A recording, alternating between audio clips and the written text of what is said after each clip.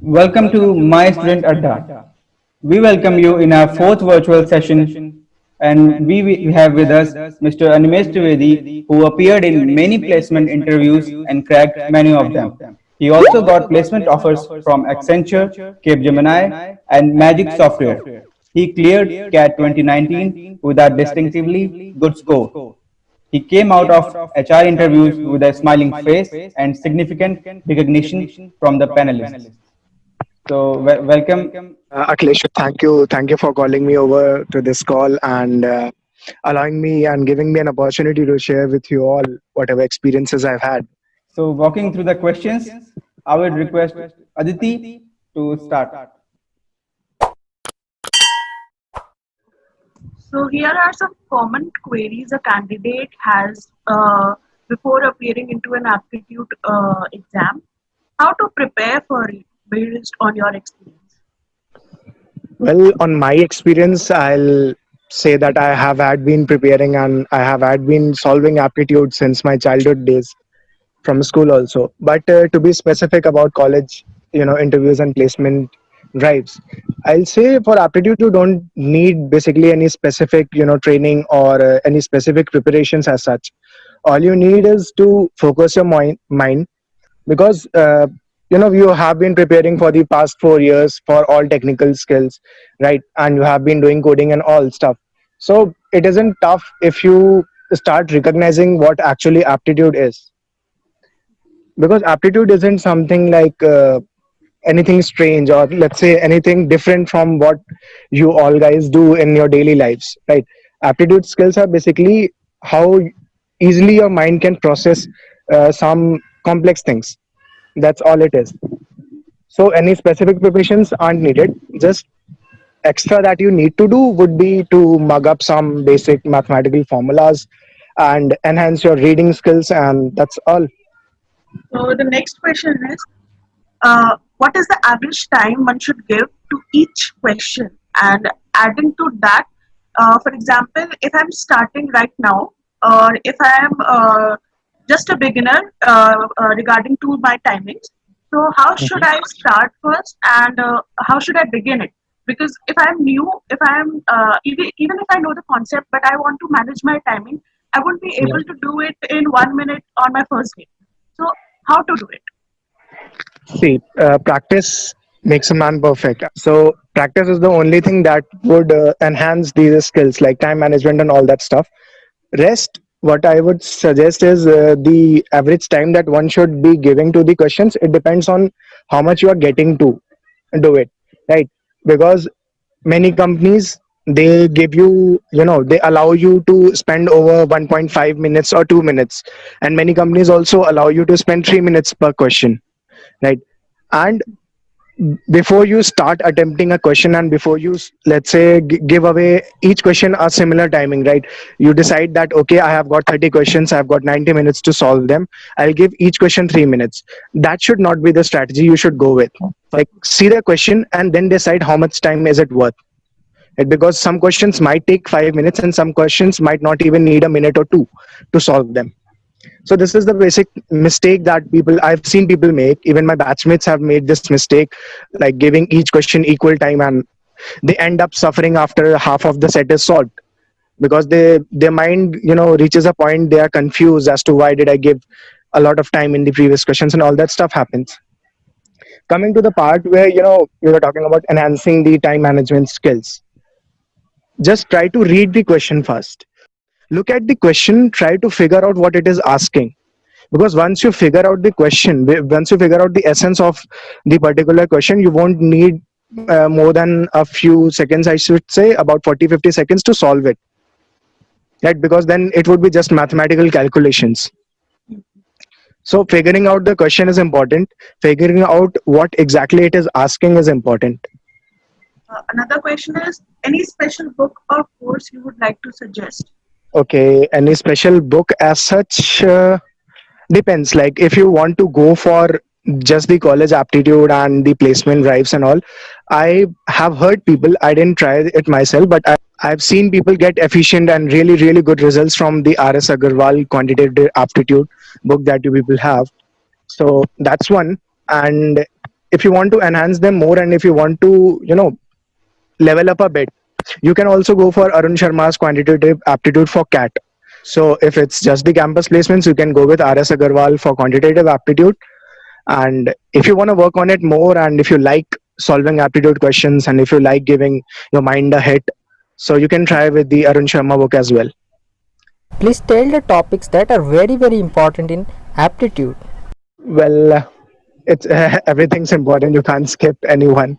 But mainly, I would say I would start with the number system first and foremost, and it's the longest topic you can cover, and it's almost the most important topic that is asked in almost every aptitude test you will come across in your life. It would have some questions, some or less questions from the number system topic. Next is, let's say, time and work, percentages, profit and loss, and then simple interest and compound interest, including discounts.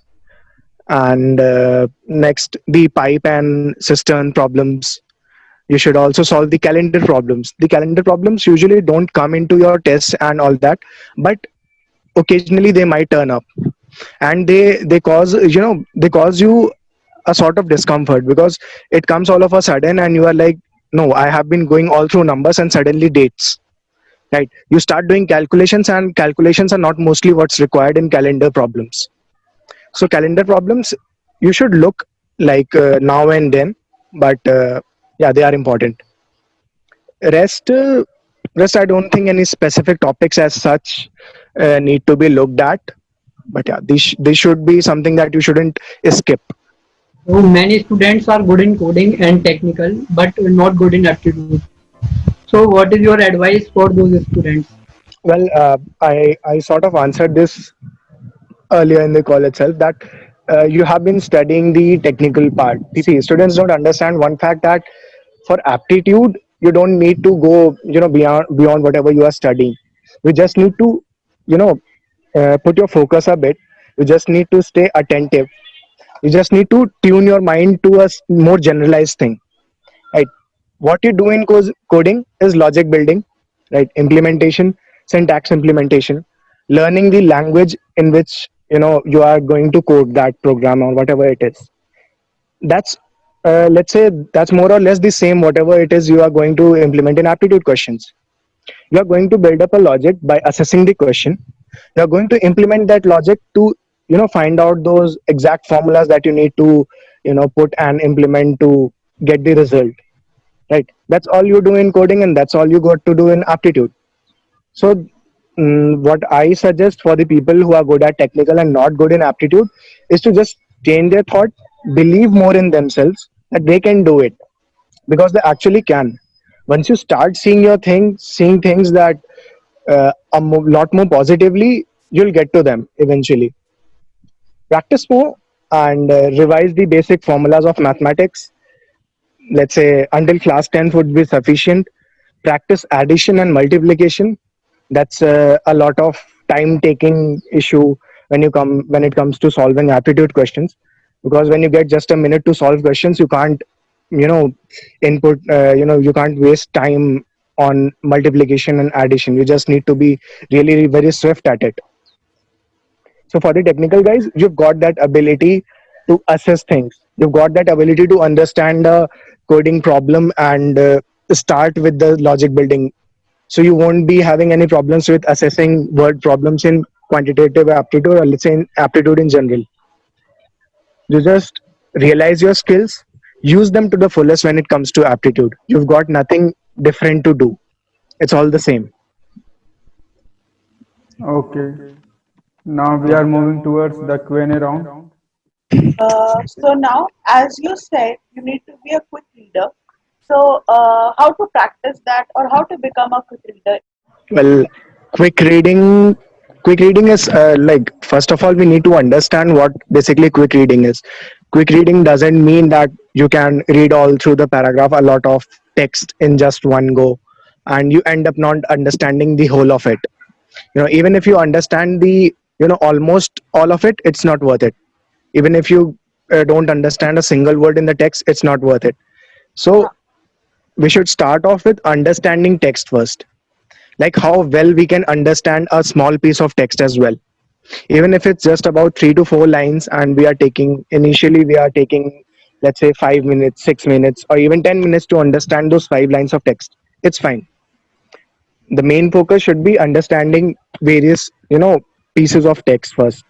Like, even if we go for a large paragraph, because sooner or later we need to increase that size of the text, go for large paragraphs, try to understand them, and try to figure out what exactly the text is saying.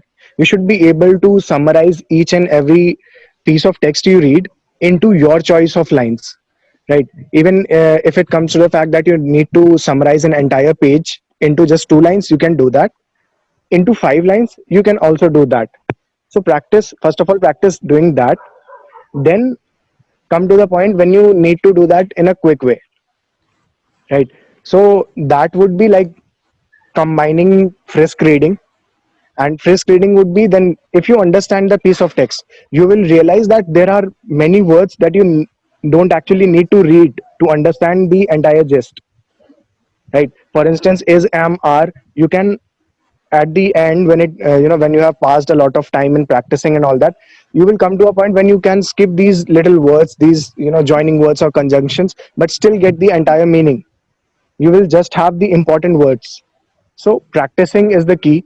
Practice a lot of reading. Read different types of text, not just, questions, aptitude questions, not just newspaper or articles, not just magazines. In even if you read fiction, it's equally helpful. Even if you read documentaries, it's equally helpful. You watch English movies and read those scripts, those, subtitles, and watch it at 2x speed, and you are still able to, figure out what the characters are saying and what the movie is all about. It's also fine. It's all about getting a lot of things in your head at one single time. And for this, one thing you need is to keep your head clear. Good questions. You just need to keep your head clear. Nothing should be there in your head. Even if you get a news that the earth is going to collapse the next moment you finish your test, it's fine. You just need to give that test in those allotted minutes to you. That's it.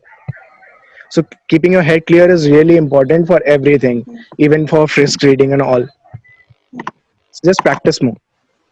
So next is how to develop logical perception. Like logic, we need to think about the question logically. So how Yeah. we should think means how we should build in that logical perception.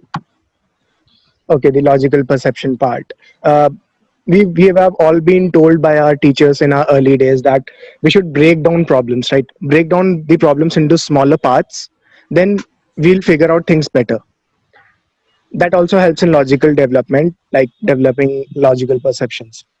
If you break down a problem into different parts, like this, let's say the first 2 sentences are telling us about some information that is given to us. The next 2 sentences are telling us about some assumptions that we need to make. Then the last 3 sentences are telling about what we need to do, right? If we get to, if we can break our problem in this way, it will be easy. So breaking down problems is the start that you should go on with developing logical perceptions.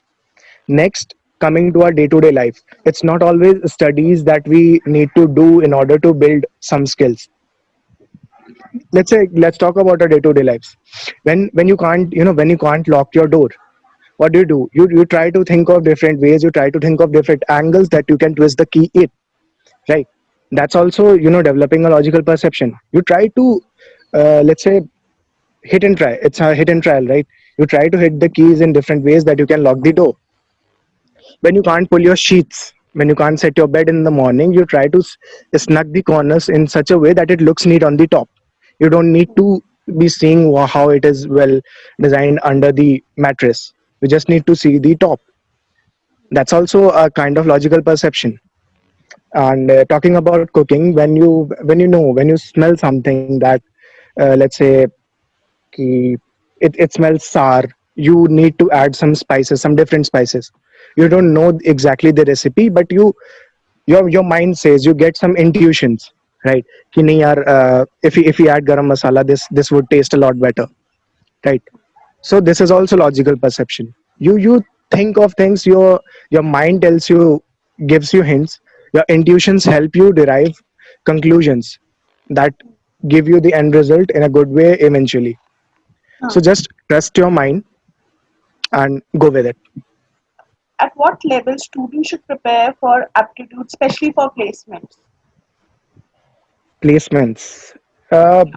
See, there's no specific level that I can talk about it, because it's all on the time, the instantaneous thing that you get. Your set may be a difficult one, so keeping that in mind, I can say that you should prepare at a good level, because then it would be that no matter what question comes at you, you will be able to solve it easily. But even at times it comes to the point, like let's talk about Hashgen. It doesn't there isn't aptitude questions and all that stuff in there. You just need to be logically sound and technically sound for that interview. So then I should say that you don't need to put in so much efforts in aptitude. So all in all, just keep your aptitude skills in such a way that you know the basic formulas, you know when and where to implement them, and you have all the minute basic skills that help you to solve aptitude questions. You might not actually need them in the placement drive, but you will for sure need them when you join the company, or when you start working with it, or even when you code. So just develop and grasp those skills at a really really good level, right? Not exactly solving aptitude questions, that's you can go with the average level and all that. Thank you so much. Okay, thank you. So thank you everyone. Do subscribe. Okay, okay. Thank you very much. Thank you for joining us. Thank you.